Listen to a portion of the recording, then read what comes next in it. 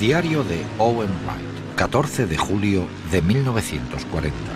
Esta mañana otro buque de carga ha sido destruido y el alto mando empieza a notar nuestra creciente ansiedad.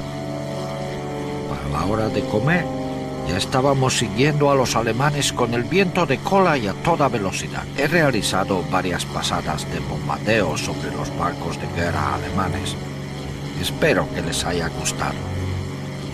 Tengo que admitir que me siento un poco culpable cada vez que lanzo un misil sobre estos pobres indefensos. Pero no hago sino cumplir mis obligaciones.